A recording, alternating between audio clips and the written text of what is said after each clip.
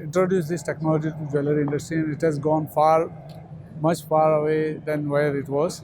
It started as using it for prototyping of the first model, and today the jewelry industry has adopted this technology to an extent it is part of their manufacturing process. So they can't skip 3D printing now.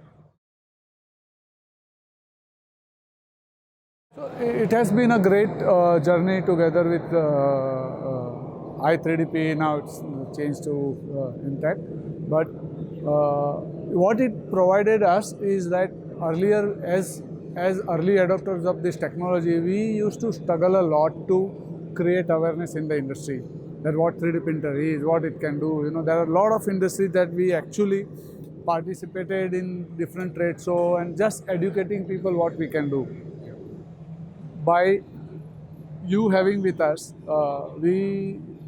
it made easy for us because now people are looking for this technology and they have one place to go where all the industry experts are together, though it's still at a very initial stage, nascent stage, but we could really communicate to those who are interested in what this industry is. So it has been a great help to us. Also, it helped us to, you know, all the industry partners coming together at one place because it was not very well organized. It was not that big in size, but now today it has grown.